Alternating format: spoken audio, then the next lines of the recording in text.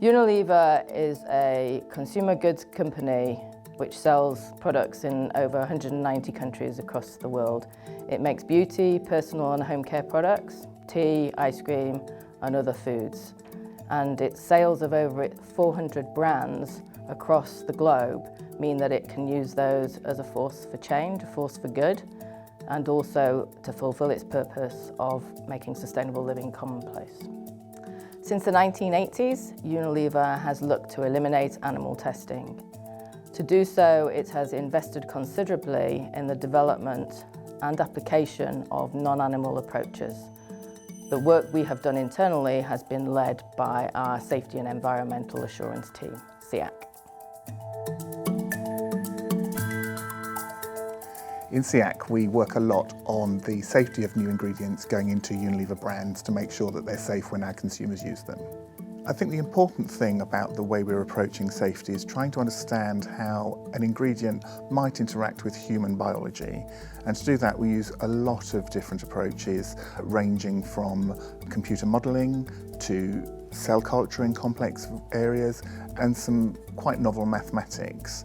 Over the years, we've worked a lot on some of what you call topical toxicity, so effects on the eye and the skin. And one of the biggest challenges that we're working on now is what happens if a chemical penetrates through the skin and into your blood system, and actually understanding the systemic effects of a chemical. Next generation risk assessment, or NGRA, is an exposure-led, hypothesis-driven risk assessment. The NGRA concept is really a development of the ideas of the National Research Council's book, Toxicity Testing for the 21st Century, Vision and Strategy. And what we're really trying to do with an NGRA is give practical value to the concepts that were in that book. So one of the key concepts in an NGRA is that we're not trying to predict apical endpoints that we would normally measure in experimental animals.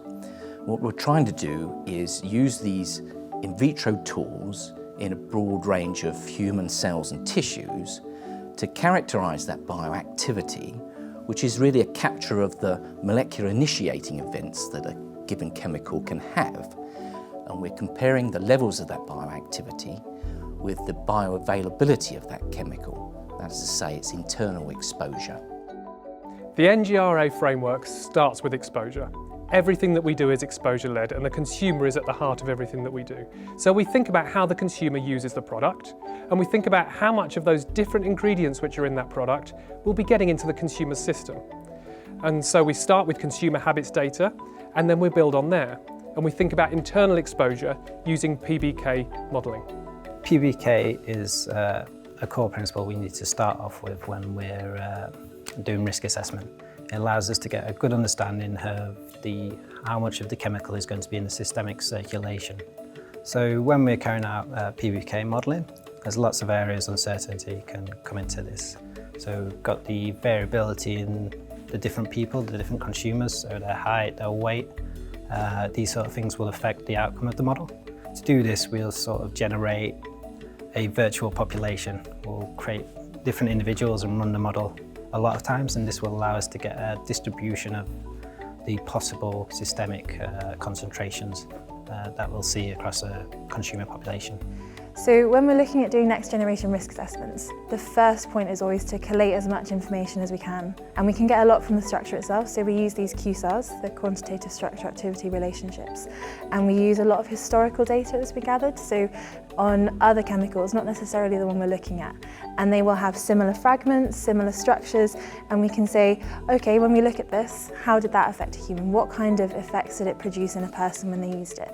And once we have that, it builds up a database of alerts, and these alerts help us form a hypothesis and work through the rest of the risk assessment. So things like you get alert for DNA binding. So for DNA binding, we would immediately go and look for something such as genotoxicity. So we could run assays such as the AIMS test or the IVM, which is the in vitro micronucleus test, or we could use an assay such as the Tox Tracker assay. And the Tox Tracker assay is a 6 GFP reporter cell line based assay, and it looks at the mechanisms behind genotoxicity and builds up a picture of how exactly a chemical could be causing genotoxicity. The kinds of bioactivity data that we use are really important because they need to be broad enough to give us enough coverage to be happy that we can make a confident safety decision. And really they're broken down into three groups. We have high throughput transcriptomic data to give us a breadth of biological coverage of gene interactions. Transcriptomics for us is a very useful assay because it provides something that other assays aren't providing.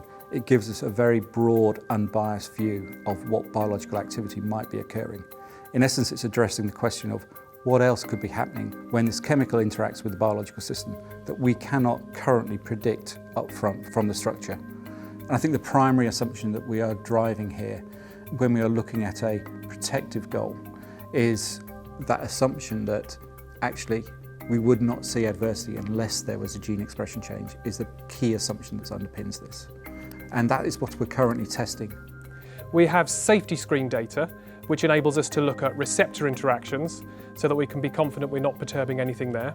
The safety screen or pharmacological screen is an assembly of assays that include a broad range of targets with well-established links with human in vivo adverse effects. These targets they include GPCR receptors, nuclear receptors, ion channels, transporters, and intracellular enzymes.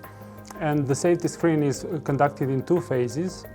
In the first phase, we measure the bioactivity of the chemical using constant concentration of the chemical across all the assays. In the second phase, only these assays in which we see certain inhibition or activation of a chemical are progressed. And usually in the second phase, we use more relevant functional cellular assays from which we can derive the IC50, and later we can use it for point of departure. And finally, we think about the cell stress panel, because cellular stress is a really important way where ingredients could cause adverse effects in consumers. So many of the compounds that are relevant to consumer safety will act through non-specific modes of toxicity leading to cellular stress. For that reason, it's important to develop appropriate assays for which you can identify stress pathways that might be of concern. So the cell stress panel is a large set of assays consisting of 36 different biomarkers that cover 7 different stress pathways along with mitochondrial toxicity and various cell health effects. So for each of those biomarkers, you measure the response to your chemical, and from that you can determine which of those stress pathways are actually being affected by your chemical. Once you know that, then you can do more detailed concentration response assays to then calculate points of departure, which you can then use to inform your safety risk assessment. We put all that data together on an exposure activity plot so that we can understand what sort of margin of safety we're talking about and whether we can make a confident safety decision or not. Essentially, if this margin of safety is large enough, then we think this is going to be safe for our consumers. Recent research has shown that new approach methodologies are more conservative than animal studies. Therefore, we think deriving point of departures from a range of in vitro tools, we are going to be more conservative in our safety decisions. It's really important to us that any new approach that we apply in safety decision making is going to keep our consumers safe. So the analyses that we've been doing and others like the EPA really serve to make sure that any decisions that we take are going to be conservative and are going to be protective for our consumers. This is a really big global effort to find ways of assuring safety without animal testing. Our scientists work with scientists around the globe, all working to find the best new approaches for assuring safety. And that also includes working with some regulators, with NGOs, and with trade associations in various parts of the world. I think it's important to recognise that an NGRA is not a done deal, so to speak. We know there are certain shortcomings associated with this approach. Things like understanding the biological coverage with the different in vitro tools that we've got, the temporal aspects associated with those treatments, and are we getting 100% prediction with our PBK methodologies? But we are working with a number of different groups around the world, many different partnerships to address these shortcomings. And we know we can see the light at the end of the tunnel. These are the ways that we are going to do our risk assessments in the future.